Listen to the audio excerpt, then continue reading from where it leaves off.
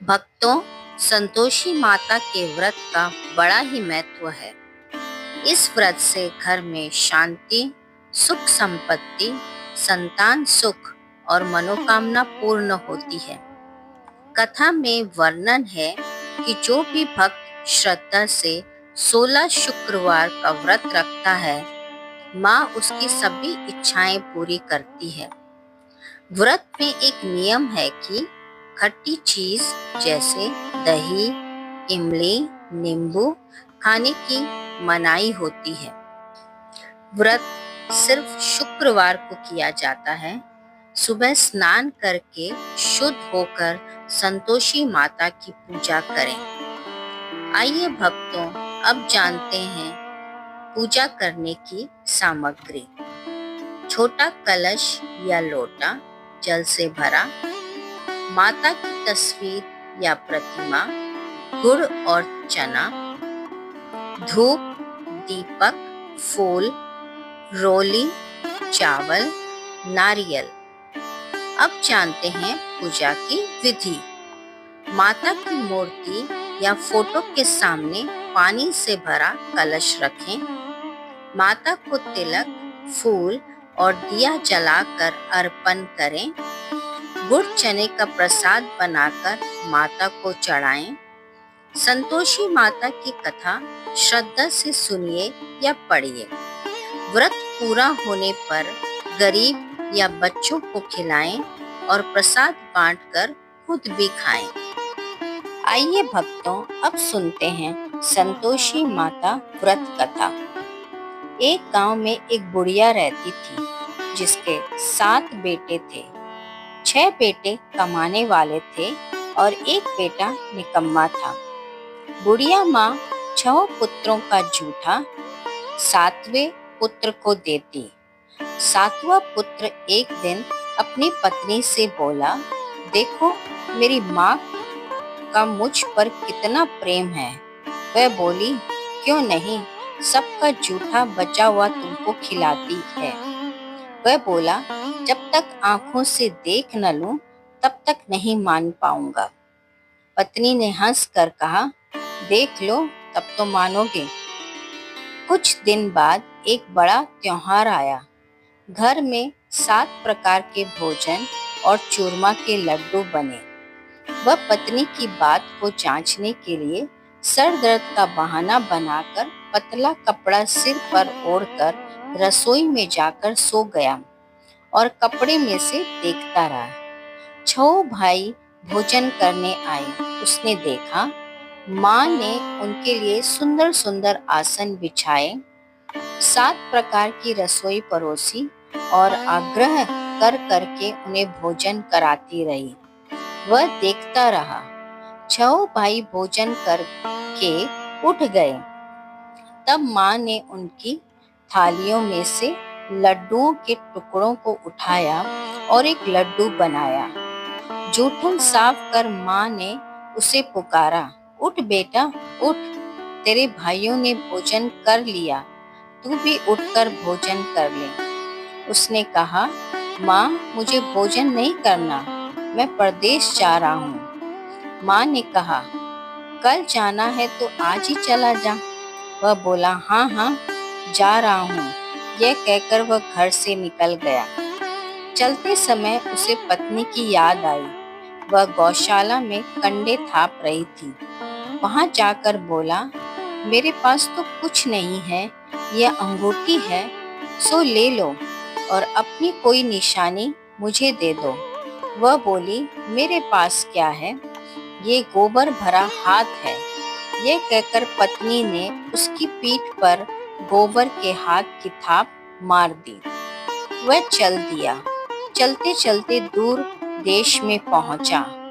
वहां एक साहूकार की दुकान थी। वहां जाकर बोला, सेठ जी मुझे नौकरी पे रख लो। साहूकार को नौकर की सख्त जरूरत थी। साहूकार ने कहा, काम देकर तनख्वाह मिलेगी। उसने कहा, सेठ जी जैसा आप ठीक समझें। उसे साहूकार के यहाँ नौकरी मिल गई। वह वहां दिन रात काम करने लगा। कुछ दिन में दुकान का लेन देन, हिसाब किताब, ग्राहकों को माल बेचना, सारा काम करने लगा। साहूकार के 7-8 नौकर थे।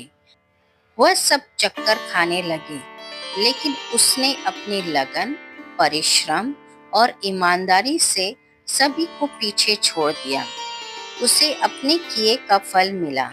सेठ ने भी उसका काम देखा और 3 महीने में ही उसे मुनाफे में साझेदार बना लिया। परिश्रम करते करते 12 वर्ष में ही वह नगर का नामी सेठ बन गया और सेठ अपना सारा कारोबार उस पर छोड़कर बाहर चला गया। इधर उसकी पत्नी पर क्या बीती, ये सुने। सास ससुर उसे दुख देने लगे। गृहस्थी का काम करवा कर उसे लकड़ी लेने जंगल में भेजते।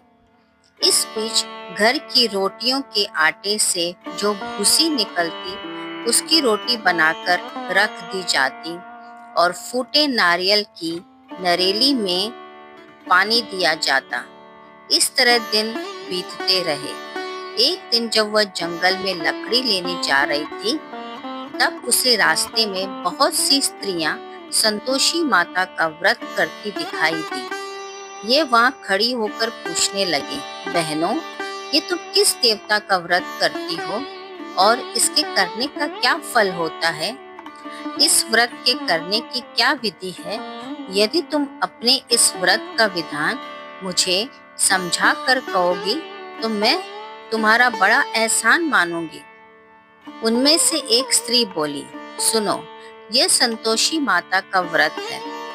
इसके करने से निर्धनता, दरिद्रता का नाश होता है, लक्ष्मी आती है, मन की चिंताएं दूर होती है, मन को प्रसन्नता और शांति मिलती है, निपुति को पुत्र मिलता है, प्रीतम बाहर गया हो तो वह शीघ्र लौट कर आता है, कुंवारी कन्या को मन पसंद वर मिलता है, चलता मुकदमा खत्म हो जाता है, कलह कलेश की निवृत्ति होती है, मुख शांति होती है, घर में धन जमा हो जाता है, लाभ होता है और मन में जो कामना हो वो संतोषी माता की कृपा से पूरी हो जाती है।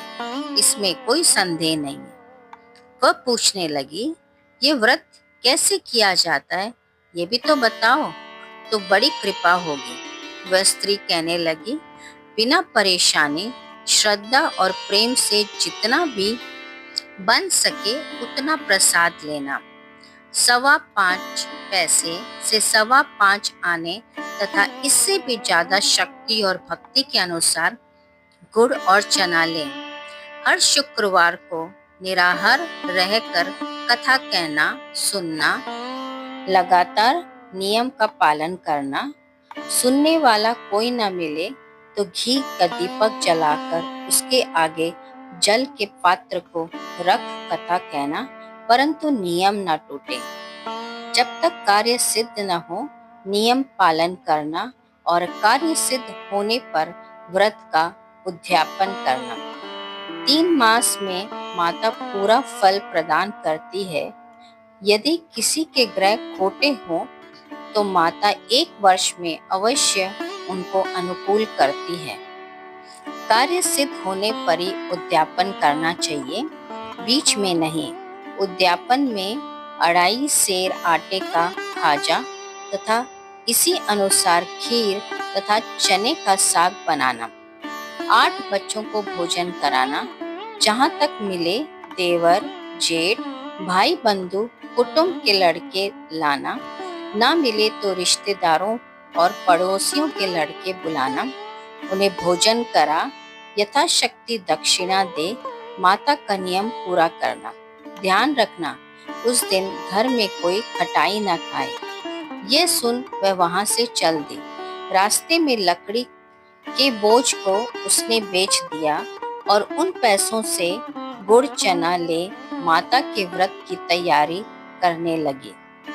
रास्ते में संतोषी माता के मंदिर में जा माता के चरणों में लौटने लगी। विनती करने लगी, माँ मैं दीन हूँ, निपट मूर्ख हूँ, व्रत का नियम कुछ नहीं जानती, मैं बहुत दुखी हूँ। हे माता, मेरा दुख दूर कर, मैं तेरी शरण में हूँ। माता को दया आई। एक शुक्रवार बीता कि दूसरे शुक्रवार को ही उसके पति का पत्र आया और तीसरे शुक्रवार को उसका भेजा हुआ पैसा आ पहुंचा। यह देखकर जेठानी मुंह सिकोड़ने लगी। इतने दिनों बाद इतना पैसा आया है, इसमें क्या बड़ाई है। लड़के ताने देने लगे। काकी के पास अब पत्र आने लगे, रुपए आने लगा। अब तो काकी की खातिर बढ़ेगी, अब तो काकी बुलाने से भी नहीं बोलेगी। बेचारी सरलता से कहती, भैया पत्र आए, रुपए आए तो हम सब के लिए अच्छा है। ऐसा कहकर आंसू भरकर संतोषी माता के मंदिर में जा मातेश्वरी के चरणों में गिरकर रोने लगी। माँ, मैंने तुमसे पैसा नहीं मांगा, मुझे पैसे से क्या काम, मुझे तो अपने सुहाग से काम है। मैं तो अपने स्वामी के दर्शन और सेवा मांगती हूँ। तब माता ने प्रसन्न होकर कहा, जा बेटी, तेरा स्वामी जल्दी ही आएगा। ये सुन खुशी से बावली हो वह घर आकर काम करने लगी। संतोषी माँ विचार करने लगी, इस भोली पुत्री से मैंने कह तो दिया कि तेरा पति शीघ्र आएगा, पर आएगा कहाँ से? वह तो इसे स्वप्न में भी याद नहीं करता। उसे इसकी याद दिलाने के लिए मुझे कुछ करना पड़ेगा। संतोषी माता ने उस बुढ़िया के बेटे को स्वप्न में समझाया, पुत्र, तेरी घरवाली कष्ट उठा रही है। यह बोला, हाँ माता, ये तो मुझे मालूम है, परंतु क्या करूं, वहां कैसे जाऊं? परदेश की बात है, लेन देन का सारा हिसाब किताब है, कोई जाने का रास्ता नजर नहीं आता। आप ही कोई राह दिखाए कि मैं वहां कैसे जाऊं।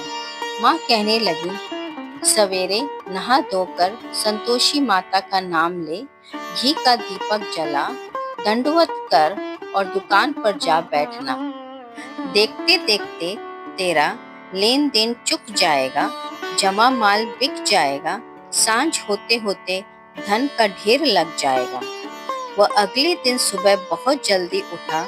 उसने अपने मित्र बंधुओं परिचितों से स्वप्न में माता द्वारा कही गई बात कह सुनाई। वह सब उसकी बात सुनकर उसकी खिल्ली उड़ाने लगे। वह कहने लगे कि कहीं कभी सपने की बात भी सच होती है। एक बूढ़ा व्यक्ति बहुत समझदार था। वह बोला, देखो भाई, मेरी बात मानो, इस तरह सच या झूठ कहने के बदले देवता ने जैसा कहा है वैसा ही करना, तेरा क्या जाता है। बूढ़े की बात मानकर नहा धोकर उसने संतोषी माता को प्रणाम किया, फिर दीपक जलाकर दुकान पर जा बैठा। शाम तक धन का ढेर लग गया। वह हैरान हुआ, मन में संतोषी माता का नाम ले प्रसन्न हो घर जाने के वास्ते गहना, कपड़ा व सामान खरीदने लगा। सब काम से निपट जाने पर घर को रवाना हुआ। उधर उसकी पत्नी जंगल में लकड़ी लेने गई। लौटते वक्त थक जाने के कारण संतोषी माता के मंदिर पर विश्राम करने बैठ गई। ये तो उसका रोज रुकने का स्थान था। धूल उड़ती देखकर उसने माता से पूछा, हे माता, ये धूल कैसे उड़ रही है? माँ ने कहा, हे पुत्री, तेरा पति आ रहा है। अब तू ऐसा कर, लकड़ियों के 3 बोझ बना, एक नदी के किनारे रख, दूसरे मेरे मंदिर पर और तीसरा अपने सिर पर रख। तेरे पति को लकड़ी का गट्ठा देखकर मोह पैदा होगा, वह वहां रुकेगा, नाश्ता पानी बनाकर खाकर माँ से मिलने जाएगा। तो लकड़ी का बोझा उठाकर जाना और बीच चौक में गड्ढा डालकर 3 आवाज जोर से लगाना, लो सासू जी, लकड़ियों का गट्ठा लो, भूसी की रोटी दो, नारियल के खपरे में पानी दो, आज कौन सा मेहमान आया है। संतोषी माता की बात सुनकर बहू ने कहा, माँ ऐसा ही करूंगी, लकड़ियों के उसने 3 गट्ठर बनाए, एक नदी के तट पर, दूसरा माता के मंदिर पे रखा। इतने में ही मुसाफिर वहां आ पहुंचा। सूखी लकड़ी देख उसको इच्छा हुई कि अब यहीं विश्राम कर ले और भोजन बनाकर खा पीकर गांव चले। इस प्रकार भोजन कर विश्राम कर वह अपने गांव में आ गया। उसी समय बहू सिर पर लकड़ी का गट्ठा लिए आई। उसने गट्ठा को आंगन में डाला, जोर से 3 आवाज दी, लो सासू जी, लकड़ी का गट्ठा लो, भूसी की रोटी दो, नारियल के खोपरी में पानी दो, आज कौन मेहमान आया है। ये सुनकर सास ने अपने दिए हुए कष्टों को भुलाने के लिए कहा, बहू तू ऐसा क्यों कहती है, तेरा मालिक ही तो आया है, बैठ, मीठा भात खाकर कपड़े गहने पहन ले। पत्नी की आवाज सुनकर उसका स्वामी बाहर आया और उसके हाथ में पहनी अंगूठी देख व्याकुल हो गया। उसने माँ से पूछा, माँ ये कौन है। माँ बोली, बेटा तेरी पत्नी है, आज 12 वर्ष हो गए, जब से तू गया है तब से सारे गांव में जानवर की तरह भटकती फिरती है, काम काज कुछ करती नहीं, 4 समय आकर खा जाती है। अब मुझे देखकर भूसी की रोटी और नारियल के खपरे में पानी मांगती है। वह बोला, माँ मैंने इसे भी देखा है और तुम्हें भी, मुझे दूसरे घर की चाबी दो, मैं उसी में रहूंगा। ठीक है बेटा, जैसी तेरी मर्जी, कहकर माँ ने चाबी का गुच्छा बेटे के सामने रख दिया। उसने दूसरे घर को खोलकर सारा सामान जमाया। एक ही दिन में वहां राजा के महल जैसा ठाट बाट बन गया। अब क्या था, वह सुख भोगने लगी। अगला शुक्रवार उसने पति से कहा, मुझे संतोषी माता का उद्यापन करना है। पति बोला, बहुत अच्छा, खुशी से कर लो। वह उद्यापन की तैयारी करने लगी। जेठ के लड़कों को भोजन के लिए कहने गई। उन्होंने मंजूर किया, परंतु पीछे से जेठानी ने अपने बच्चों को सिखलाया, देखो रे, भोजन के समय सब लोग खटाई मांगना, जिससे उसका उद्यापन पूरा न हो। लड़के भोजन करने आए, खीर पेट भर कर खाई, परंतु बाद में कहने लगे, हमें कुछ खटाई खाने को दो, खीर खाना हमें भाता नहीं, देखकर अरुचि होती है। लड़के उठ खड़े हुए, बोले, पैसे लाओ। भोली बहू कुछ जानती न थी, उसने पैसे दे दिए। लड़कों ने बाजार जाकर उन पैसों से इमली खरीदी और खाई। ये देखकर बहू पर माताजी ने कोप किया। राजा के दूत उसके पति को पकड़कर ले गए। अब सब मालूम हो जाएगा, अब जेल की रोटी खाएगा। बहू से ये वचन सहन नहीं हुए। वह संतोषी माता के मंदिर में गई और कहने लगी, माता तुमने ये क्या किया। हंसाकर क्यों रुलाने लगी। माता बोली, पुत्री तूने मेरा व्रत भंग किया है, इतनी जल्दी सब बातें भुला दी। वह बोली, माता भूली तो नहीं हूँ, न कुछ अपराध किया, मुझे तो लड़कों ने भूल डाल दिया, मुझे क्षमा करो माँ। माँ बोली, ऐसी भूल भी कहीं होती है। यह बोली, अब कोई भूल नहीं होगी, अब बताओ मेरे पति कैसे आएंगे। माँ बोली, पुत्री जा, तेरा पति तुझे रास्ते में ही मिल जाएगा। वह मंदिर से निकलकर बाहर आई तो रास्ते में उसे अपना पति आता हुआ मिला। उसने पूछा, कहाँ गए थे। वह बोला, इतना धन जो कमाया है उसका कर राजा ने मांगा था, वह भरने गया था।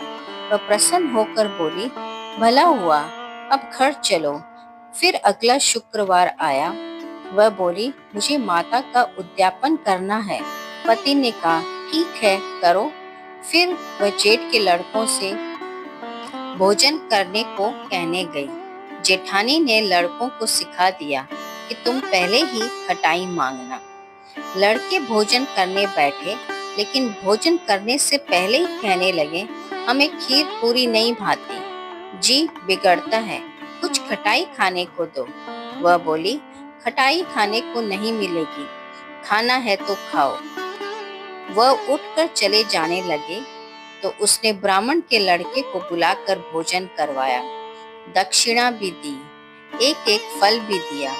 इससे संतोषी माता प्रसन्न हो गई। माता की कृपा से 9 माह बाद उसको चंद्रमा के समान एक सुंदर पुत्र प्राप्त हुआ। पुत्र को लेकर वह प्रतिदिन संतोषी माता के मंदिर में जाने लगी।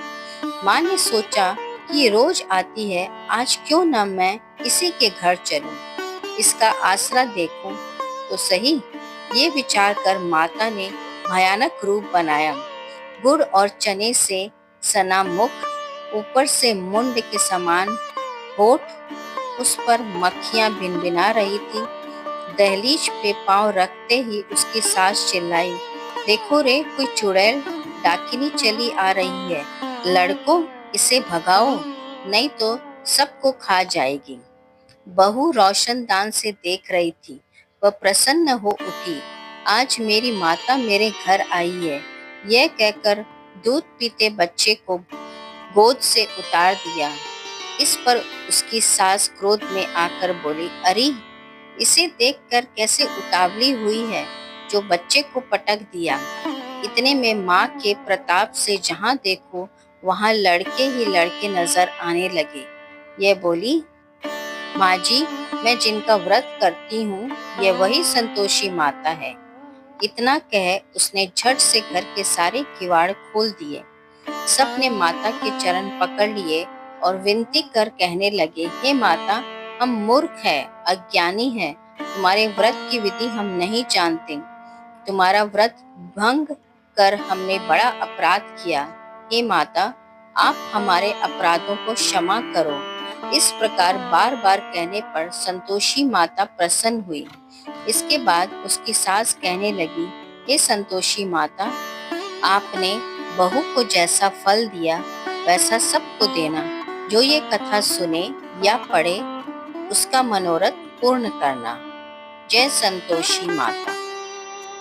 भक्तों, आप अपने इस चैनल को लाइक, शेयर और सब्सक्राइब करें ताकि आपको नई नई कहानियाँ और कथाएं मिलती रहे। धन्यवाद।